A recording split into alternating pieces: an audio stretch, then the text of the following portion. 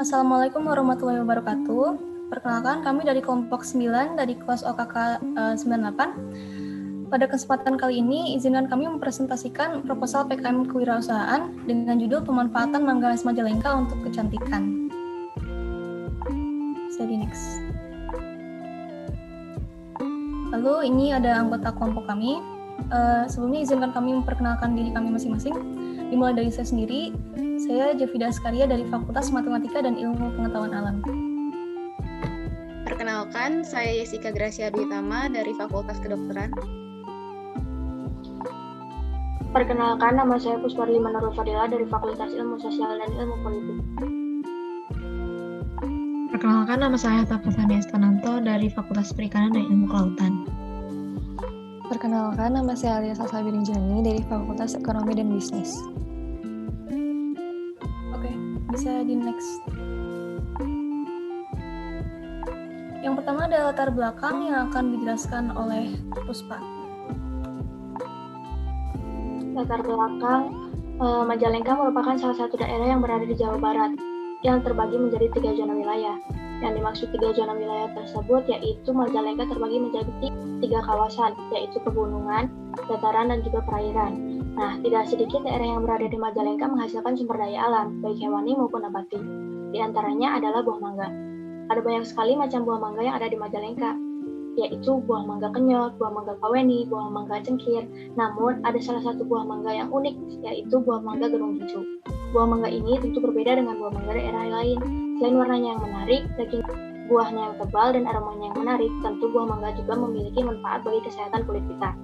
Seperti kandungan yang ada di dalamnya yaitu vitamin A, C, dan juga E. Dan jika ekstra buah mangga menyentuh secara langsung ke kulit kita akan memberikan manfaat bagi kulit kita. Salah satunya yaitu melembabkan kulit secara intensif. Baik, sekarang saya akan menjelaskan mengenai kondisi umum lingkungan di Majalengka.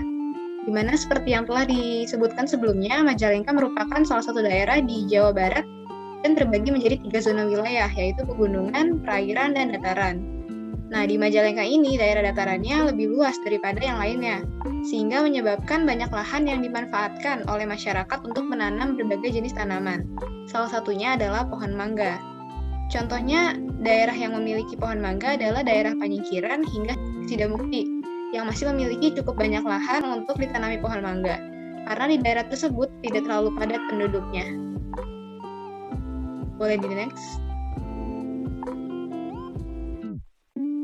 Lalu untuk peluang usahanya, kami menggunakan analisis SWOT, di mana untuk strength-nya atau kekuatan, ada komposisi dari produk-produk yang berasal dari bahan alami atau organik, yaitu buah mangga sendiri, sehingga membuat harganya yang terjangkau.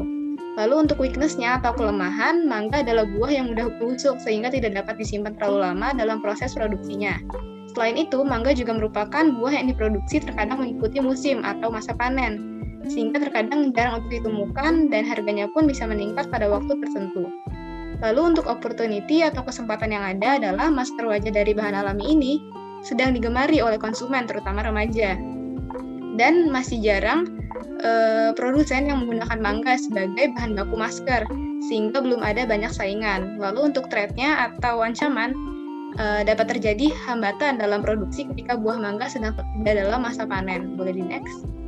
Dan untuk inovasi kemasannya akan tampak seperti ini, di mana tampak depannya kami menggunakan logo usaha, lalu di tampak belakangnya kami akan mencantumkan komposisi yang kami gunakan dalam pembuatan produk. Selanjutnya akan dijelaskan oleh Atna. Sekarang saya akan menjelaskan tentang pelaksanaan kegiatan. Sebelum memulai proses produksi, kami melakukan survei pasar untuk mengetahui minat masyarakat. Lalu yang kedua, kami memeriksa produk apakah layak atau tidak. Kemudian yang terakhir, kami mengadakan pemilihan bahan, alat, dan lain-lain. Kemudian di sini ada alat dan bahan, di mana alatnya itu ada pisau, sendok makan, mixer manual, dan kemasan wadah. Lalu di bahannya ada buah mangga, plain yogurt, oatmeal, dan madu. Cara membuat: pertama, siapkan alat dan bahan. Kedua, potong buah mangga menjadi 1/4 bagian. Ketiga, masukkan potongan buah mangga tersebut ke dalam mixer manual lalu hancurkan. Lalu keempat, tuang madu setelah mangga hancur dan bertekstur seperti bubur. Lalu aduk menggunakan sendok hingga merata. Kelima, tambahkan plain yogurt dan oatmeal lalu aduk kembali. Terakhir, setelah merata, masukkan masker ke dalam kemasan.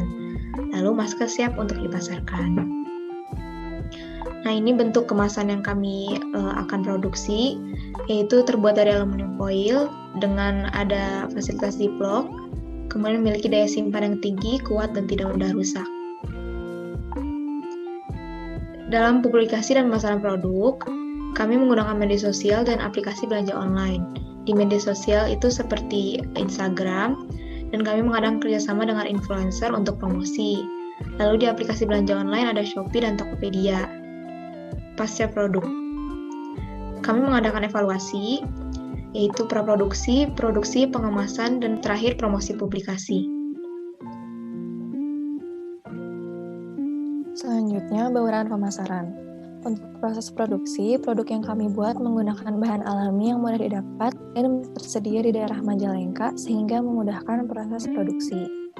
Lalu untuk harga yang kami tentukan untuk produk masker wajah ini yaitu sebesar Rp10.000.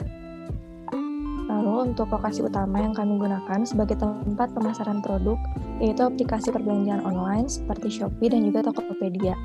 Lalu untuk promosi, kami akan memasarkan produk di media sosial yang sedang digemari oleh masyarakat umum. Next. Strategi pemasaran. Strategi pemasaran yang akan kami lakukan yaitu yang pertama, menjual produk dengan harga yang terjangkau sesuai dengan sasaran pasar kami yaitu para remaja. Yang kedua, menambah varian masker wajah dengan buah khas Majalengka lainnya. Yang ketiga, menjual produk melalui marketplace yaitu Shopee dan Tokopedia. Yang keempat, publikasi dan promosi produk melalui media sosial yang dimiliki yaitu Instagram, Line, WhatsApp, Facebook, dan next. Persiapan usaha yang kami lakukan yaitu menyediakan seluruh alat dan bahan yang dibutuhkan. Lalu kami mempersiapkan strategi pemasaran yang matang dan mempertimbangkan segala risiko yang mungkin terjadi. Terakhir, kami mengatur alur promosi semenarik mungkin untuk meningkatkan minat konsumen. Setelah semua persiapan telah dilakukan, kami akan memulai usaha. Selanjutnya akan dijelaskan oleh Jafida. Yang pertama ada anggaran biayanya dulu. Dimulai dari nomor 1 ada peralatan penunjang dengan jumlah 159.500 dengan cakupan 15% dari total pengeluarannya. Lalu nomor 2 ada bahan habis pakai sejumlah 1.308.000 dengan cakupan 75% dari total pengeluaran. Lalu nomor 3 ada transportasinya dengan jumlah 52.500, cakupan 5% dari total pengeluaran. Lalu yang terakhir ada biaya kegiatan, jumlahnya 50.000 dengan cakupan 5% dari total pengeluarannya. Dan total pengeluaran itu sendiri jumlahnya adalah 1.570.000. Bisa di next. Oke. Ini ada jadwal kegiatannya.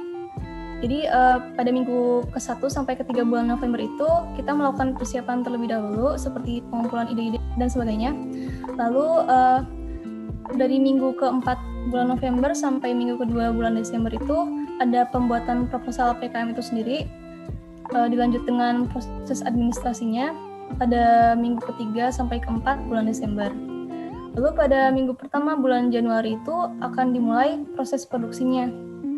Dan dilanjut ke pemasaran pada minggu kedua dan ketiga bulan Januari dan diakhiri dengan pembuatan laporan akhir di minggu terakhir bulan Januari.